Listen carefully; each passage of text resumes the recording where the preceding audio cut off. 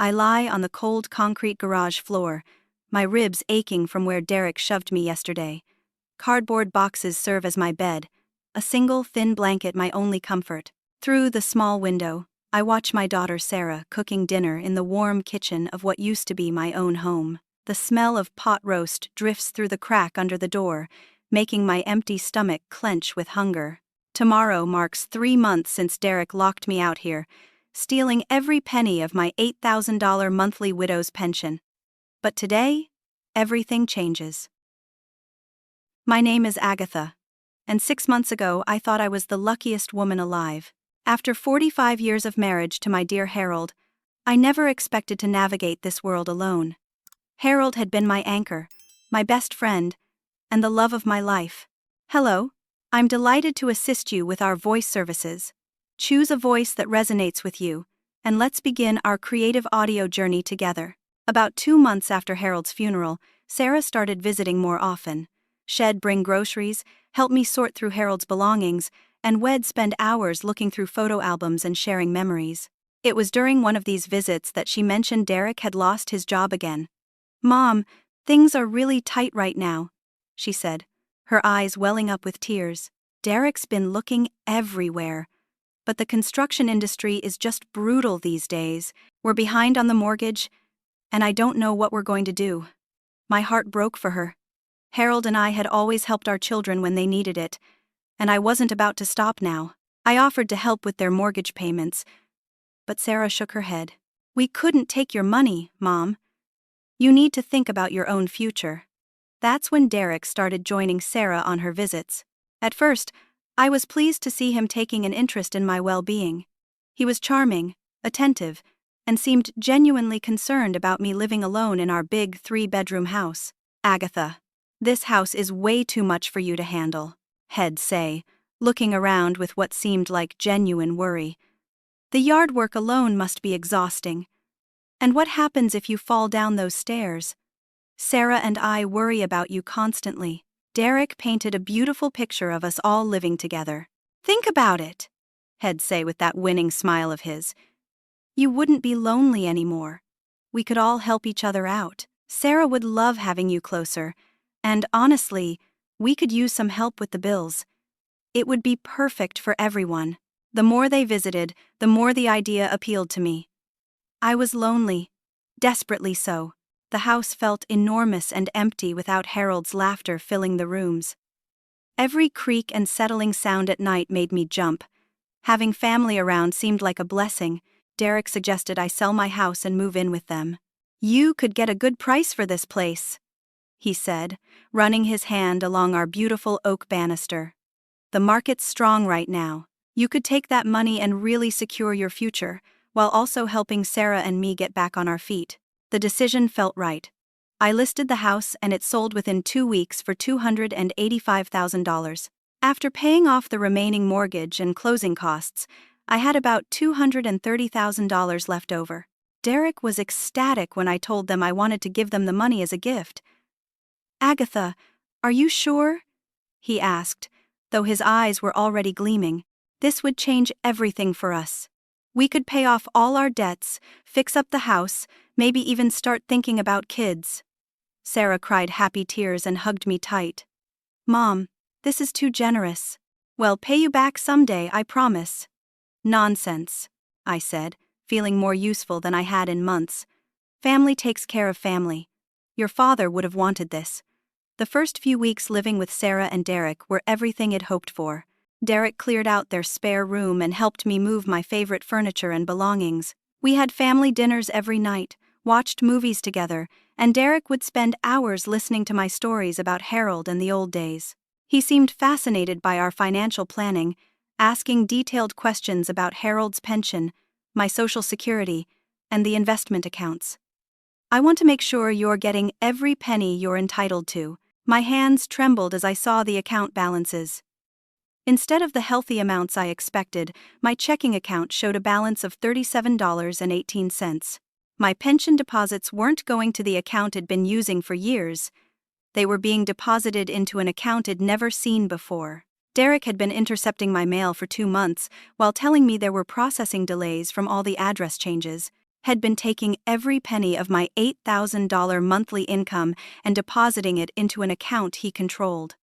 I waited until Sarah left for work the next morning before confronting Derek. My hands shook as I spread the bank statements across the kitchen table, but I was determined to understand what was happening. "Derek, I need to talk to you about something important," I said, trying to keep my voice steady.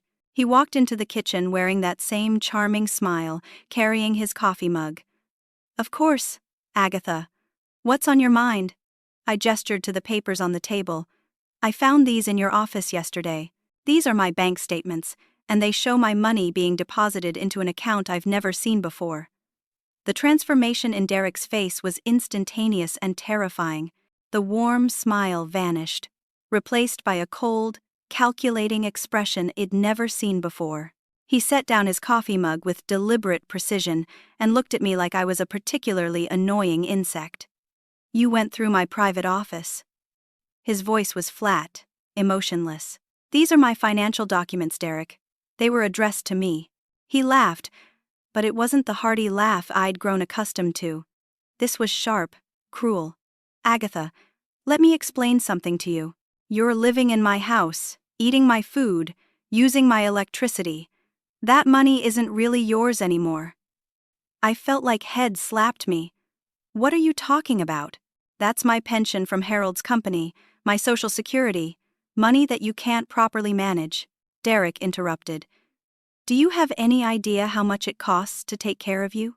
The extra food, utilities, the modifications we had to make to the house? You're not contributing anything except those monthly deposits." The cruelty in his voice made my stomach turn. "Derek, I gave you and Sarah over $200,000. I thought we were family." "Oh, we took that money all right," he said, leaning back in his chair with a smirk. "Paid off our debts, bought some things we needed, but that's gone now. And this monthly income is what's keeping you from being a complete burden." I stood up, my legs unsteady. "I'm calling my bank. I'm going to have my deposits redirected back to my own account." That's when Derek showed me exactly who he really was. He stood up so quickly his chair scraped against the floor, and suddenly he was looming over me, his face inches from mine. "No, you're not," he said quietly. "Because if you try to cause problems, if you try to take that money away from me, I'll make sure you regret it." "Are you threatening me?" "I'm explaining reality to you." Derek walked over to a kitchen drawer and pulled out a thick folder. "See this? Power of attorney documents, legal guardianship papers, medical evaluations showing you're suffering from early-stage dementia and can't be trusted to make financial decisions." My blood ran cold. "I don't have dementia. I've never been evaluated by any doctor for that." Derek's smile was pure evil. "According to Dr. Martinez at Riverside Medical, you do." Amazing what a doctor will diagnose when presented with the right symptoms and the right financial incentive. I realized with growing horror that Derek had been planning this for months, maybe from the very beginning. "You forged documents." "I did what was necessary to protect this family's financial interests," Derek said, putting the folder back in the drawer. "Sarah agrees with me completely. She's very worried about your mental state, actually. Sarah knows about this. Sarah knows that her poor mother is struggling with memory problems and confusion and that she needs special care and financial management." Derek's voice was patronizing now, like he was speaking to a child. "She's grateful that I'm willing to take on the burden of caring for you."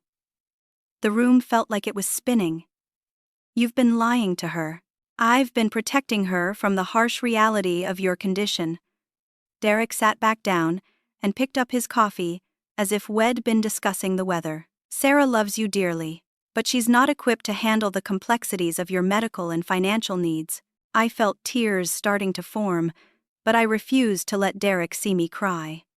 "You can't get away with this. I'll call the police. I'll call my son Michael."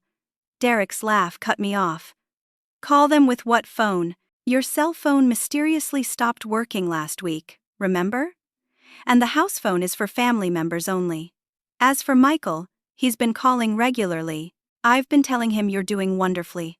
Just too busy to chat. He sends his love, by the way." The full scope of Derek's manipulation hit me like a physical blow.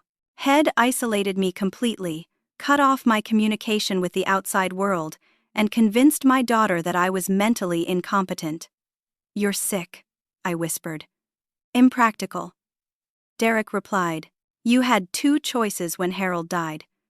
Go into an expensive nursing home and watch your money disappear to medical bills, or come live with family who could stretch that money much further. I chose the option that benefits everyone." "Benefits you, you mean? Benefits this household." Derek stood up and walked toward me again. "And as long as you remember your place and don't cause problems, we can all continue to live peacefully. But if you start making trouble, if you try to contact outsiders or interfere with the financial arrangements I've made, then we'll have to consider other options for your care." The threat hung in the air between us. Derek didn't need to spell out what those other options might be. I was trapped in a house I'd helped pay for, by a man I'd trusted, with no way to contact help, and a daughter who believed I was losing my mind. "I understand," I said quietly, because I could see in Derek's eyes that defying him would lead to something much worse than financial theft. "I'm glad we had this conversation," Derek said, his fake charm returning.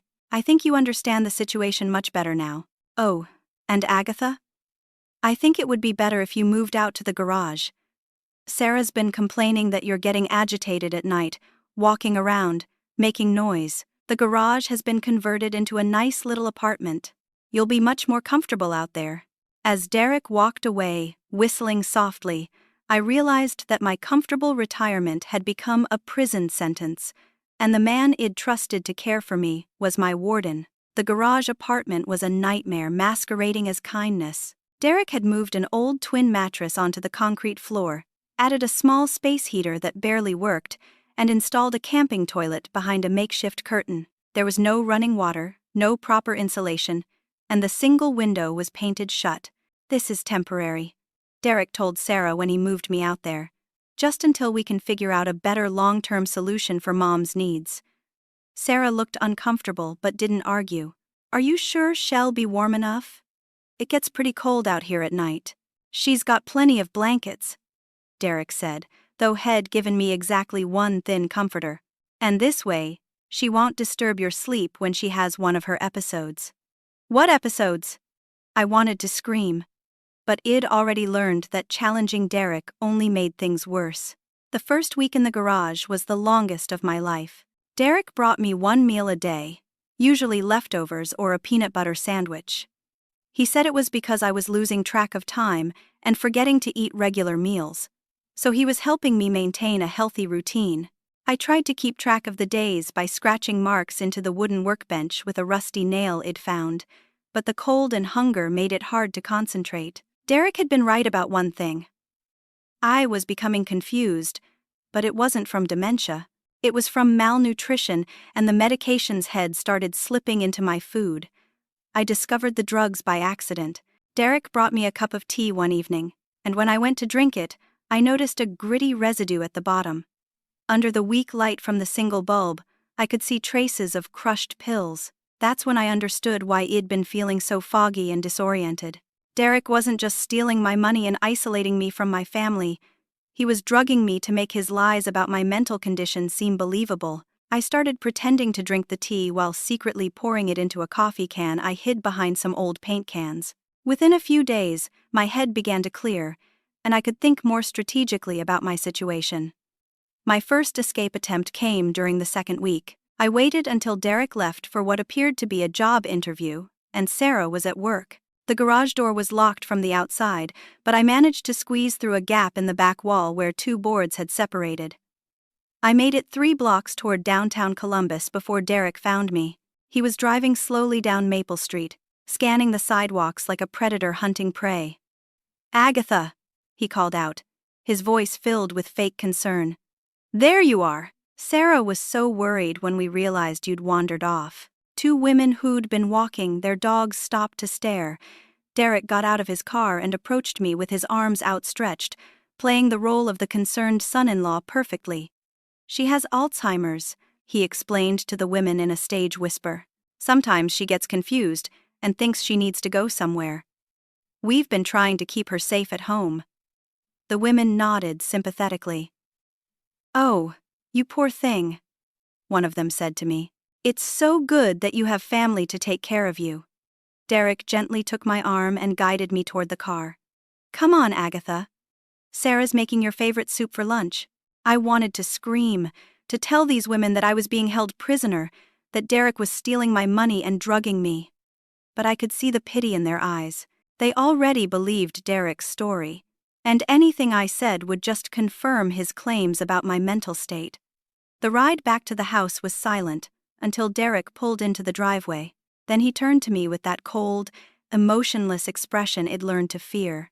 If you ever try that again, he said quietly, I'll tell Sarah that you've become violent and need to be institutionalized. There are places for people like you, Agatha, places where no one will ever think to look for you. That night, Derek installed a deadbolt lock on the outside of the garage door and nailed boards over the gap I'd used to escape. My prison was now complete. The days blended together in a haze of hunger, cold, and despair. Derek's visits became less frequent, and when he did bring food, it was often spoiled or barely edible. He seemed to enjoy watching me struggle to maintain my dignity under increasingly desperate circumstances. You know, Agatha, he said one evening as he brought me a bowl of cold soup, Sarah's been asking if we should consider getting you professional care. I keep telling her you're not ready yet, but if you keep causing problems, the threat didn't need to be completed. I understood that Derek held all the cards. He controlled my money, my daughter's perception of me, and my access to the outside world. I was completely at his mercy, but Derek had made one crucial mistake. In his arrogance and cruelty, had underestimated the power of a mother's love and the determination of a son who hadn't heard from his mother in far too long. One morning, as I huddled under my thin blanket trying to stay warm, I heard Derek's phone ringing in the house. Through the thin walls, I could hear his side of the conversation. Michael, good to hear from you, buddy. Yeah. Your mom's doing great. Really settled in well here. What's that? Oh, she's just resting right now. You know how it is with older folks, they need their sleep. Michael, my son was trying to reach me, and Derek was lying to him just like he lied to everyone else. Visit? Well, that's really thoughtful of you. But things are pretty hectic around here right now. Your mom's been having some health issues. Nothing serious, but the doctor thinks it's best if she doesn't have too much excitement. I pressed my ear against the wall, straining to hear more. Maybe in a few weeks? I'll have Sarah call you. Yeah, I'll tell her you asked about her. Take care, Michael. As Derek hung up, I felt the first spark of hope I'd experienced in months. Michael was trying to reach me. He cared enough to call regularly, and Derek's excuses were apparently starting to wear thin. I didn't know it then, but my son was already suspicious. The Michael I'd raised was thorough, careful, and protective of the people he loved. Derek's evasive answers and my sudden unavailability had triggered every alarm bell in Michael's head. What Derek also didn't know was that Michael had kept every letter I'd written him over the years, and in those letters, I'd always mentioned my phone calls with him. Michael knew his mother well enough to recognize that something was very wrong when those communications suddenly stopped. 3 days after I overheard that phone conversation, I found a piece of paper that had been slipped under the garage door. It was a crumpled envelope with my name on it, addressed to the house but clearly meant for me. Inside was a brief note in Michael's handwriting. Mom, I've been trying to reach you for weeks. Derek keeps saying you're busy, but that doesn't sound like you. I'm worried. I'm coming to visit this weekend whether Derek likes it or not. Stay strong. Love, Michael.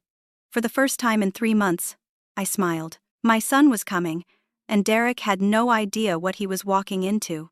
Michael arrived on a Saturday morning in early November, driving the same blue Honda Civic Head had since college. I watched through the small garage window as he pulled into the driveway, and my heart nearly burst with relief and love. Derek must have seen him coming because he rushed out of the house with Sarah close behind, both of them wearing bright, welcoming smiles that looked rehearsed. Michael, Sarah called out, wrapping her younger brother in a big hug. What a wonderful surprise! I called and left messages. Michael said, his voice carrying an edge I recognized from when he was a child and suspected someone was lying to him. I told Derek I was coming this weekend. Derek stepped forward with his hand extended. Sorry about that, buddy. Things have been so crazy around here with your mom's care needs. But this is perfect timing. She's been asking about you. Even from 50 feet away, I could see Michael's jaw tighten. Really? Because when I've called, Derek, you've told me she's always sleeping or busy. For 6 weeks straight, you know how it is with seniors, Derek said with that fake laugh I'd grown to hate. Their schedules are pretty unpredictable. Michael's response was immediate and firm. I'd like to see her now. Of course, Sarah said quickly. She's just resting inside. You know how much she loves her afternoon naps. But Michael was already walking toward the house, and I could see Derek scrambling to keep up. Actually, Michael, she's been having some confused episodes lately. The doctor thinks it's best if we prepare her for visitors. Let her know you're coming so she doesn't get disoriented. Michael stopped walking and turned to face Derek directly. Confused episodes. Early-stage dementia, Derek said, lowering his voice conspiratorially. It's been really hard on Sarah. Your mom sometimes doesn't recognize us, gets agitated easily. We've had to make some adjustments to keep her comfortable. I watched my son's face carefully. Michael had always been the analytical one in our family, methodical and thorough in everything he did. He was studying Derek's body language, listening to the words behind the words. What kind of adjustments? Michael asked. Well, we've set up a special living space for her, Derek said, gesturing vaguely toward the house. Somewhere quiet, where she can rest without distractions. I'd like to see this living space, Michael said. And I'd like to see my mother. Right now, Derek's composure was starting to crack. Look, Michael, I understand you're worried, but there are protocols we need to follow, the doctor said. What doctor? Michael interrupted. What's his name? I'd like to speak with him. Sarah jumped in quickly. Dr. Martinez at Riverside Medical. Has been so good with Mom. Michael pulled out his phone and started typing. Dr. Martinez. Riverside Medical. I'll call him right now and set up a meeting to discuss Mom's care. Derek's face had gone pale. You don't need to bother the doctor. He's very busy, and your mom's condition is stable right now. Then there shouldn't be any problem with me seeing her, Michael said, putting his phone away. Where is she? I watched Derek and Sarah exchange glances. They were trapped by their own lies, and Michael was systematically dismantling their story. She's in her room, Sarah said finally. Show me. As they walked toward the house, I realized that Michael was going to discover I wasn't inside. When they came back looking for me, they'd have to explain why I was living in the garage. My heart was pounding as I heard their footsteps on the front porch. 5 minutes later, I heard Michael's voice, much louder now and filled with anger. What do you mean she's not in her room? Where is my mother? Derek's response was muffled, but I could hear him trying to make excuses. Then I heard rapid footsteps, and suddenly Michael was standing in front of the garage, looking through the window. Our eyes met, and I saw my son's face transform from confusion to horror to rage in the span of 3 seconds. Mom, he called out, trying the garage door handle. Mom, are you in there? Michael, I called back, pressing my hands against the glass. I'm here. I'm locked in. The deadbolt Derek had installed was no match for Michael's fury. He rammed his shoulder against the door twice before it splintered open, and then he was inside the garage, taking in the terrible reality of my living conditions. Jesus Christ, he whispered, looking at the mattress on the floor, the camping toilet, the single space heater. Mom, what happened? Why are you living out here? I was so overwhelmed with relief that I could barely speak. Derek, I managed to say, has been stealing my money, has been drugging me. He told Sarah I have dementia. Michael helped me to my feet, and I could feel how thin I'd become. His hands were shaking as he examined the bruises on my arms where Derek had grabbed me. You're malnourished, he said, his voice tight with controlled rage. How long have you been out here? 3 months, I said. Michael, he's taken everything. My pension, My social security has been intercepting my mail and… Derek. Michael's shout could probably be heard 3 blocks away. Get out here right now! Derek appeared in the doorway with Sarah behind him. Sarah's face was white with shock as she saw the garage set up for the first time. Mom, she whispered. You've been living out here. I can explain everything, Derek said quickly. Your mother's been having episodes. She insisted on sleeping out here. We tried to make it comfortable for her. Comfortable. Michael's voice was deadly quiet. You call this comfortable? She's sleeping on a mattress on a concrete floor. There's no running water. No heat. She looks like she hasn't had a decent meal in weeks. She has dementia, Michael, Derek said, desperation creeping into his voice. Sometimes people with dementia make strange choices about where they want to live. We were just trying to accommodate her wishes. Michael turned to Sarah. Instead of continuing to lie and manipulate, his desperation made him reveal the truth. You want to know the truth, Derek snarled. Your precious mother was bleeding us dry, $8,000 a month in income, and she was just sitting on it while Sarah and I struggled to pay bills.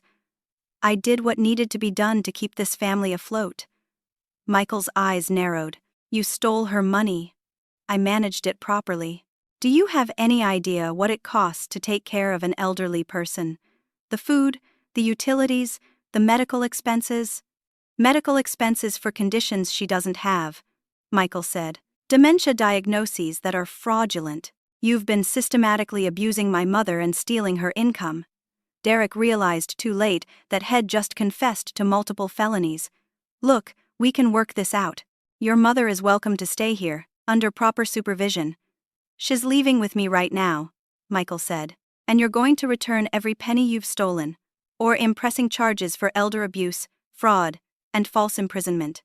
That's when Derek's desperation turned to rage, and he revealed just how deep his criminal activities really went. You think I'm going to give up hundreds of thousands of dollars because you're upset about your mommy? Derek laughed bitterly. You have no idea how deep this goes, Michael. Your mother isn't my only source of income. I've got a good thing going here, and I'm not letting some spoiled mama's boy ruin it. The admission hung in the air like a toxic cloud. Derek had just revealed that his abuse wasn't limited to me. He was running some kind of organized scheme targeting vulnerable elderly people. Michael's response was swift and decisive. He started recording with his phone and looked Derek straight in the eye. Say that again, he said calmly.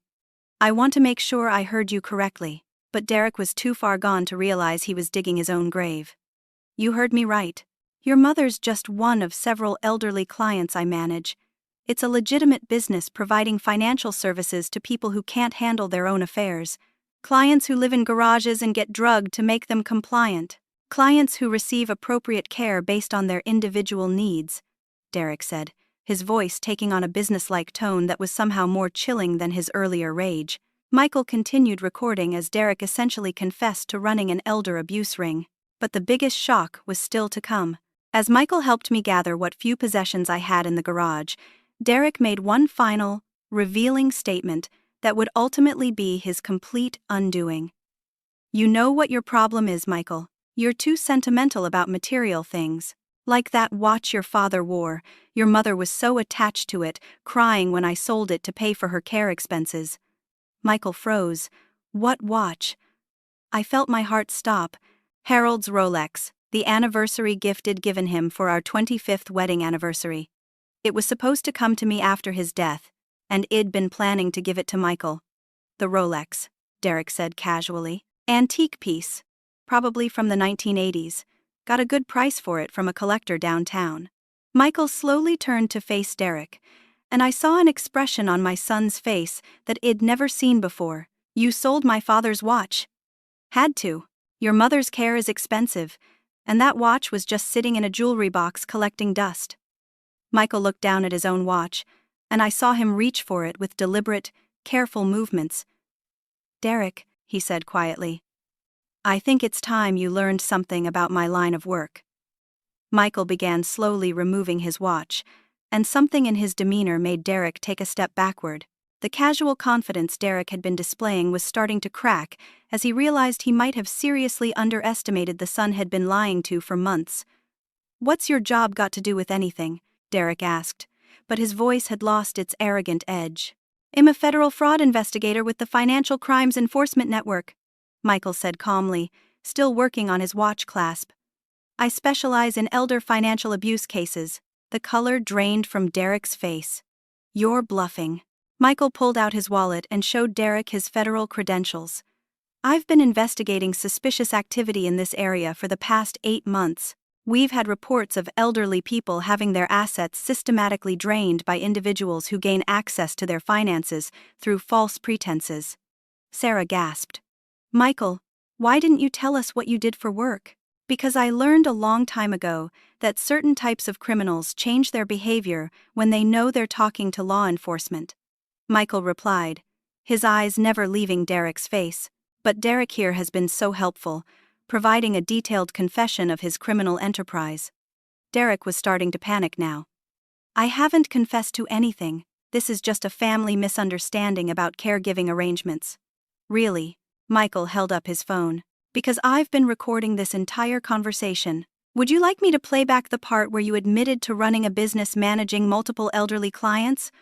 Or the part where you described drugging my mother to keep her compliant? I watched Derek's face cycle through a range of emotions: fear, anger, calculation, and finally, desperate rage. You think you're smart? Derek snarled. You think you can just waltz in here and destroy everything I've built? I've got legal power of attorney over your mother. I've got medical documentation of her incompetence. You can't prove any wrongdoing. Actually, I can, Michael said. See, the thing about federal investigations is that we don't just rely on confessions. We build comprehensive cases using financial records, medical documentation, witness testimony, and surveillance evidence. Derek's eyes narrowed. What surveillance evidence? Michael smiled for the first time since arriving. The kind that shows you've been systematically stealing from vulnerable elderly people for over 2 years. The kind that documents forged signatures, fraudulent power of attorney documents, and kickbacks to medical professionals for fake diagnoses. You're fishing, Derek said, but sweat was beginning to bead on his forehead. Dr. Martinez at Riverside Medical is very cooperative when federal agents ask about his diagnostic practices, Michael continued, especially when those agents have evidence of Medicare fraud and bribery. I could see Derek's world crashing down around him, and his response was exactly what I feared it would be. Instead of accepting defeat, he became dangerous. Sarah, get in the house, Derek ordered. Now. Derek, what's going on? Sarah asked, confusion and fear evident in her voice. Get in the house, Derek shouted, grabbing Sarah's arm roughly. Michael stepped forward. Let go of my sister. Your sister is my wife, Derek said, his grip tightening on Sarah's arm. And she's going to support her husband against these ridiculous accusations. Sarah winced in pain. Derek, you're hurting me. Tell him, Derek demanded, shaking Sarah slightly. Tell him how your mother has been acting crazy, how she needed special care arrangements. Sarah looked between Derek and Michael, tears streaming down her face. I don't understand what's happening. I thought Mom was sick. I thought you were helping her. Derek's mask of control was completely gone now. She is sick. She's a confused old woman who can't take care of herself. I've been protecting this family, managing our resources, making the hard decisions that needed to be made. By stealing her money and locking her in a garage, Michael said evenly. By ensuring that money was used responsibly instead of wasted, Derek shot back. Do you have any idea how much elderly care costs? How much money gets thrown away on medical bills and nursing homes? I found a better solution. Derek was still holding Sarah's arm, and I could see him calculating his options. He was trapped, exposed, and getting more desperate by the minute. Here is what's going to happen, Derek said, his voice taking on a threatening tone. Michael, you're going to delete that recording and forget everything you think you heard today. Sarah and I are going to continue caring for Agatha in our home, and everyone is going to mind their own business. And if I don't agree to that? Michael asked. Derek reached into his jacket pocket and pulled out a small revolver. Sarah screamed and tried to pull away, but Derek held her firmly against his side. "Then things are going to get very unpleasant for everyone," Derek said. "I've worked too hard building this life to let some federal agent with a badge destroy it."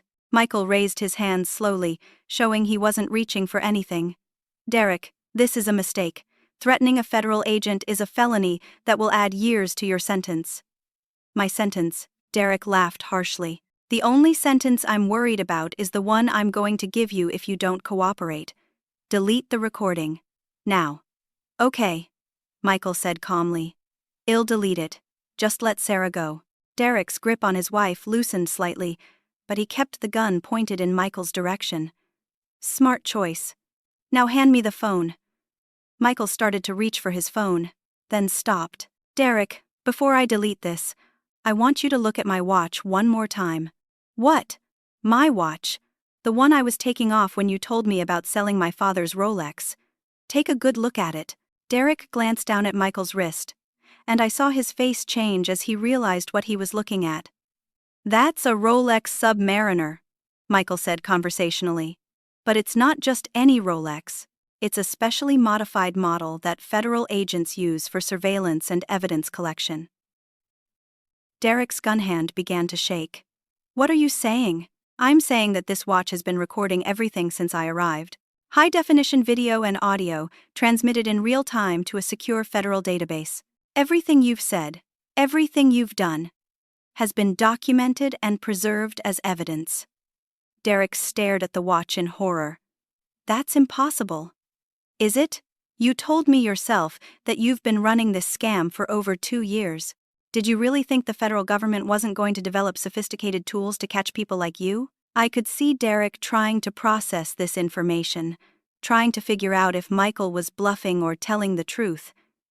"Even if that's true," Derek said finally, "it doesn't matter if I delete the evidence and make sure no one testifies against me." "You're not thinking clearly, Derek," Michael said. "Do you really believe that a federal fraud investigator would come to a suspected crime scene alone, without backup, without letting his supervisors know where he was going?" Derek's eyes widened as the implications hit him. "That's right," Michael continued. "Federal agents are already on their way here. They've been listening to everything through the surveillance equipment in my watch. By now, they've probably already secured warrants for your financial records, your medical accomplices, and every other aspect of your criminal operation." Derek was beginning to realize that his situation was hopeless, and that made him even more dangerous. "If I'm going down, I'm taking all of you with me," he said, raising the gun higher. That's when Michael made his move. In one fluid motion, he completed the action Head started earlier, fully removing his watch and holding it up so Derek could see the small red light blinking on its face. "The watch isn't just recording, Derek," Michael said. "It's also transmitting a GPS signal. Federal agents know exactly where I am, and they know there's been a threat made against a federal officer. They're not coming to arrest you anymore. They're coming to neutralize an armed and dangerous suspect." As if summoned by Michael's words, I heard the distant sound of sirens growing closer. Derek heard them too, and his desperation reached a breaking point. "You set me up!" he screamed. "This whole thing was a setup." "No," Michael said firmly. "You set yourself up. Every crime you committed, every vulnerable person you abused, every lie you told brought you to this moment. I just gave you enough rope to hang yourself." The sirens were getting louder now, and Derek realized he was out of time and out of options. But instead of surrendering, he made one final, desperate decision that would seal his fate forever. Derek's hand was shaking as he kept the gun pointed at Michael, but I could see the wheels turning in his head. He was a cornered animal looking for any way out of the trap Head created for himself. "Everyone stay calm," Derek said, though his own voice was anything but calm. "We can still work this out. Sarah, tell them your mother needed special care." Sarah was crying harder now, finally understanding the full scope of Derek's deception. "Derek, I can't. I see her living conditions. I see what you did to her. This isn't care, this is abuse. Don't turn on me now," Derek shouted. "I did everything for us. For our future. Michael took a small step closer, keeping his hands visible. Derek, listen to those sirens. They're getting closer. You have maybe 2 minutes to make a choice that will determine the rest of your life. You can put down the gun and surrender peacefully, or you can make this situation infinitely worse for yourself. Derek wiped sweat from his forehead with his free hand. You don't understand. I owe money to people who don't accept excuses. The gambling, the debts. If I go to prison, they'll kill me. The final piece of Derek's motivation clicked into place for me. You've been gambling with my money, I said. Not gambling, Derek said defensively. Investing, high-stakes poker, sports betting, cryptocurrency trading. It was supposed to multiply the money, make us all wealthy. But you lost it instead, Michael said.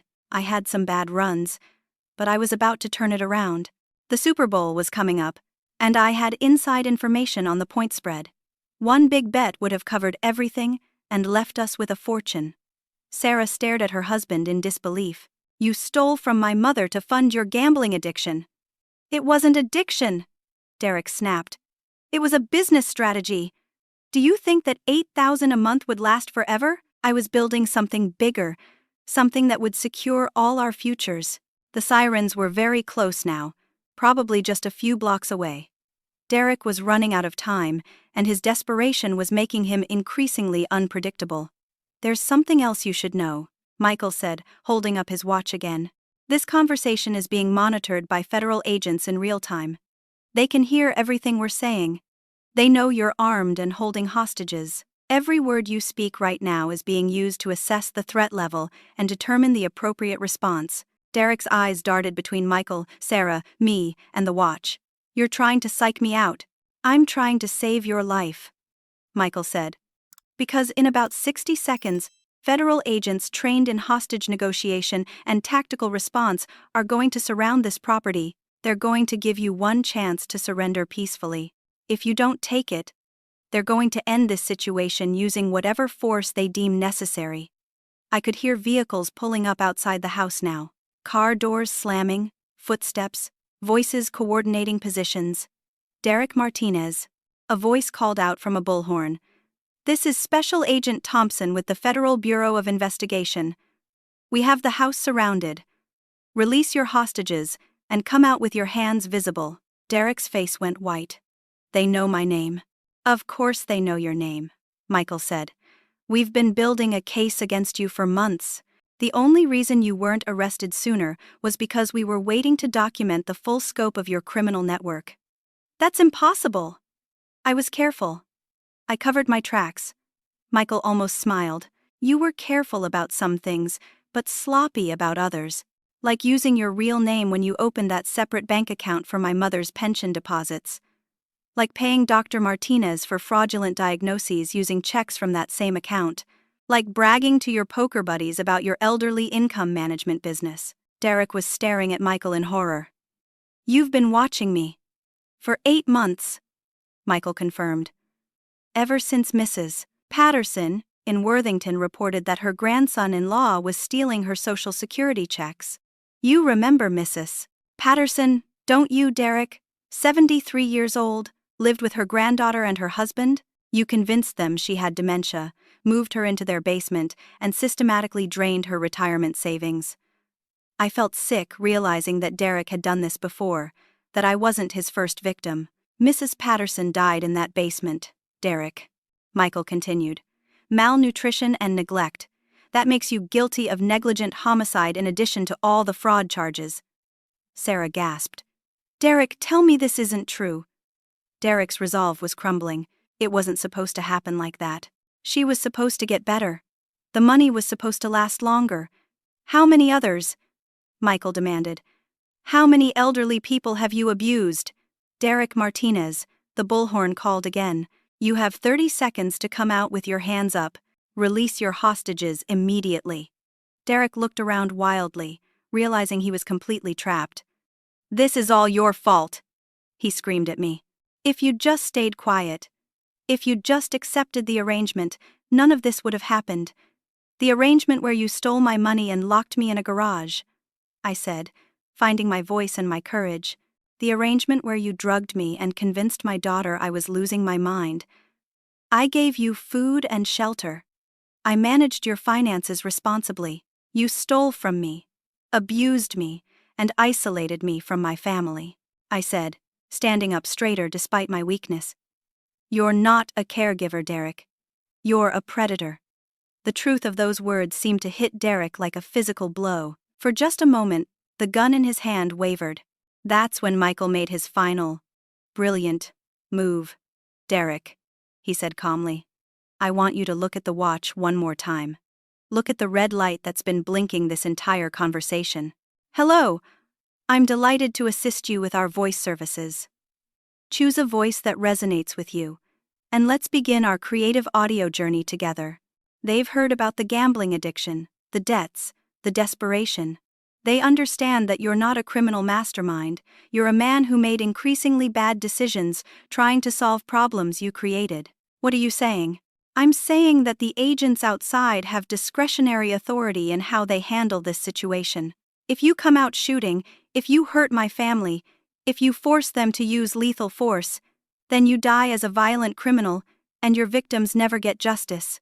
But if you surrender now, if you cooperate with the investigation, if you help us identify and recover assets for all your victims, then you might just survive this." Derek was listening now, hope flickering in his eyes. More importantly, Michael said, "If you cooperate, if you provide information about the larger network of people involved in elder abuse schemes, if you help us prevent other families from going through what you put mine through, then maybe, just maybe, you can find some way to make amends for what you've done." The bullhorn called out one final warning. "Derek Martinez, this is your last warning. Come out now, with your hands up, or we're coming in." Derek looked at the gun in his hand, then at Sarah, who was staring at him with a mixture of fear and pity. "I never meant for it to go this far," he whispered. "I believe you," Michael said. "And that's exactly what you need to tell the agents outside." Derek slowly lowered the gun and set it on the ground. "What happens to Sarah? What happens to our marriage?" Sarah answered before Michael could. "Our marriage ended the moment you decided to abuse my mother," she said firmly. "I'll testify against you if necessary, but I'll also pray for your recovery, because the man I married couldn't have done these things." Derek nodded, tears streaming down his face. "Agatha, I'm sorry.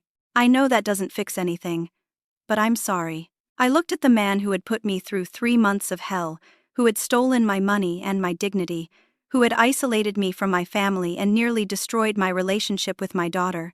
I felt anger and pain and betrayal. But I also felt something else. Pity.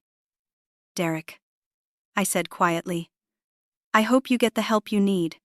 And I hope you find a way to live with what you've done." Derek walked slowly toward the front of the house, his hands raised high. Michael followed him, keeping the watch recording until the very end. As federal agents took Derek into custody, as Sarah collapsed into my arms crying, as Michael coordinated with the investigators who would need our statements, I realized something important.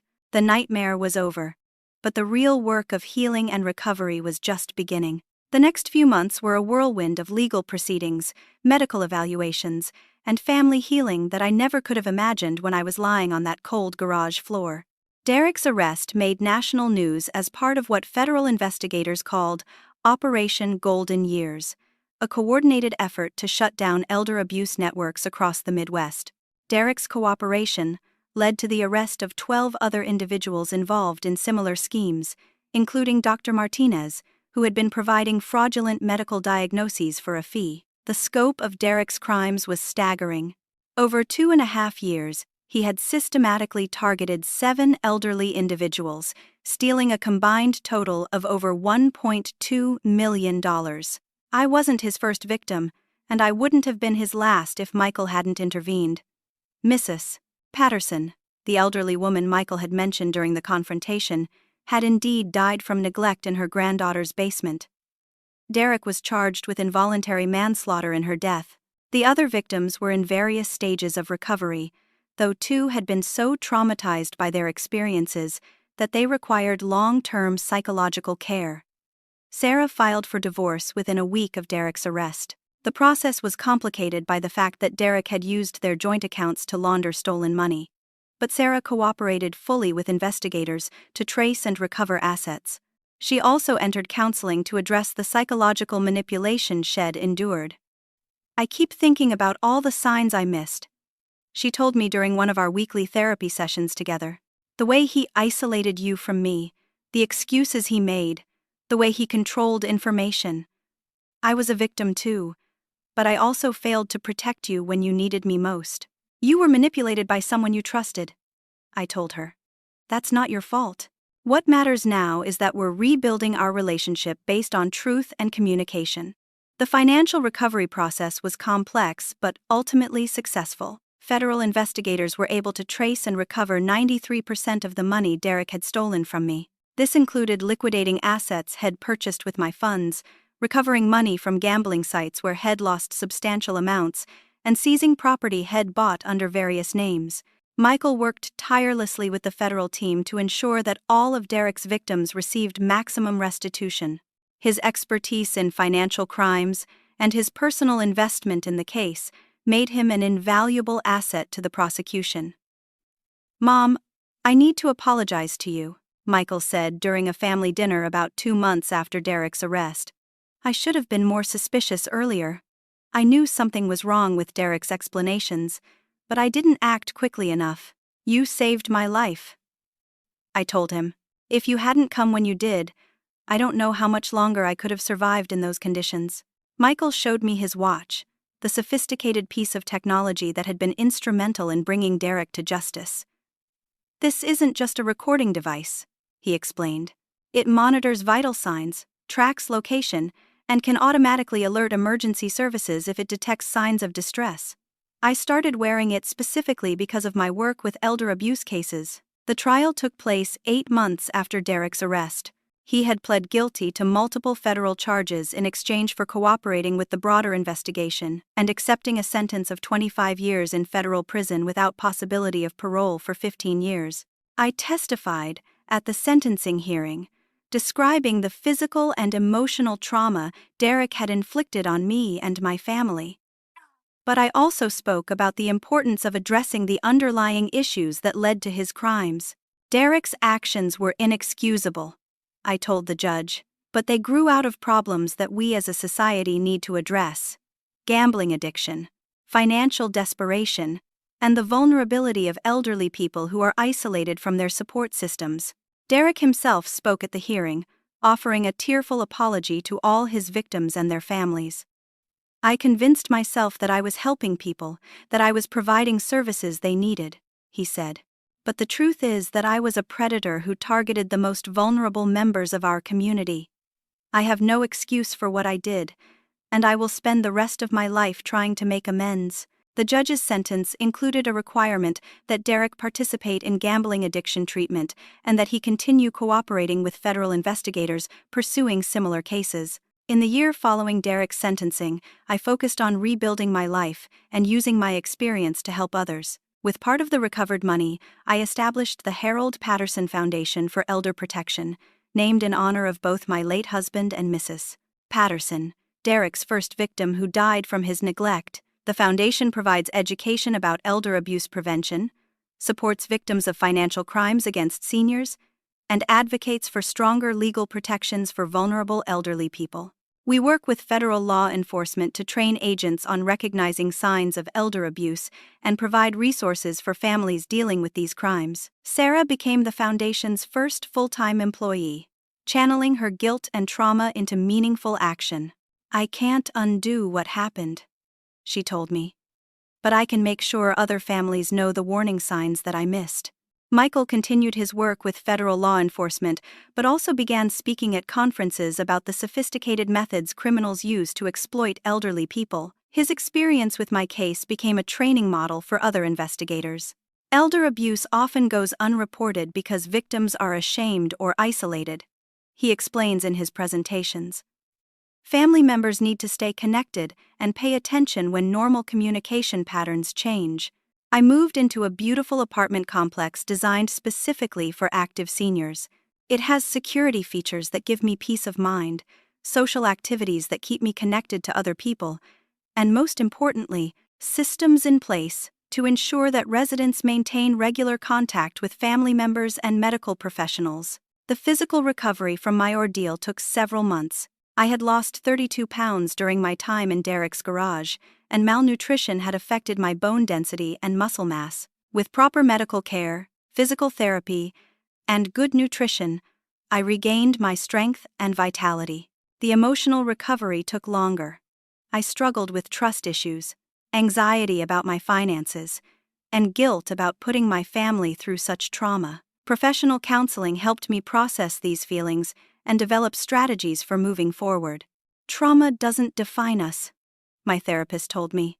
How we respond to trauma, how we use our experiences to grow and help others, that's what defines our character. One of the most meaningful parts of my recovery was reconnecting with other survivors of Derek's crimes. We formed a support group that meets monthly, sharing our experiences and supporting each other's healing journeys. He made us feel powerless, said Margaret, a 78-year-old woman who had lost her life savings to Derek's schemes. But look at us now. We're survivors, and we're using our voices to protect other people. The legal system worked as it was supposed to in our case, but I learned that many elder abuse victims never see justice. Either they're too intimidated to report the crimes, or the perpetrators are skilled at covering their tracks, or the legal system doesn't take these cases seriously enough. That's why the advocacy work has become so important to me. Every month, I speak to community groups, senior centers, and family organizations about recognizing the warning signs of elder abuse and knowing how to get help. Financial abuse often starts small. I tell these audiences, someone offers to help manage your bills or handle your banking. Derek taught me a lot about red flags, even if that wasn't his intention. Michael has become much more involved in my daily life, calling every few days and visiting at least twice a month. I never want to be in a position again where someone can cut off communication between us, he says. We've developed a family emergency code system. If any of us feels threatened or needs help but can't speak freely, we use a specific phrase that alerts the others to call for assistance. It might seem paranoid, but after what we went through, we believe in being prepared. The foundation has helped over 200 families navigate elder abuse cases in the past year. We provide legal referrals, emotional support, and financial assistance for victims who are trying to recover stolen assets. One of our most successful programs pairs elder abuse survivors with families who are currently dealing with these crimes. There's something powerful about talking to someone who has been through exactly what you're experiencing, explains Janet, our program coordinator. Looking back on that terrible period of my life, I'm amazed by how much strength I found when I needed it most. Lying on that garage floor, hungry and scared and convinced that no one was coming to help me, I never imagined that I would not only survive but thrive. Derek stole my money and abused my trust, but he couldn't steal my spirit or my determination to protect other people from experiencing what I went through. In a strange way, his cruelty revealed strengths I didn't know I possessed and brought my family closer together than we'd been in years. You turned a nightmare into a mission, Michael told me at the Foundation's first anniversary celebration. Dad would be so proud of what you've accomplished.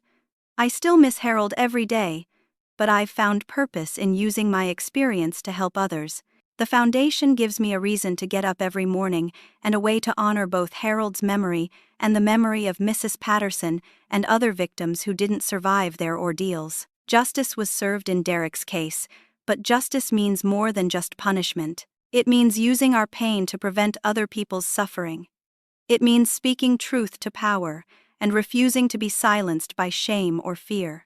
Every time I tell my story, every time the Foundation helps another family, every time Sarah uses her experience to educate others about manipulation and control, we create a little more justice in the world. The scars from those 3 months in Derek's garage will never completely fade, but they serve as reminders of my resilience, my family's love, and the importance of never giving up hope, even in the darkest circumstances. 6 months ago, I received a letter from Derek in federal prison. has participating in gambling addiction treatment and has been working with investigators to identify other criminal networks targeting elderly people. He expressed genuine remorse for what he put me and my family through. I haven't decided whether to respond to his letter. Forgiveness is a process, not an event, and am still working through my feelings about the man who nearly destroyed my life, but I hope he finds peace and uses his remaining years to make whatever amends are possible. The most important lesson I learned from this ordeal is that family bonds, when based on love and honesty, are stronger than any manipulation or abuse. Sarah, Michael, and I emerged from this crisis closer and more committed to each other than ever before. We also learned that asking for help isn't a sign of weakness, it's a sign of wisdom.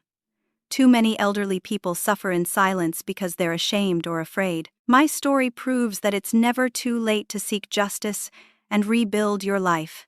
As I finish telling you this story, I want to ask you something important.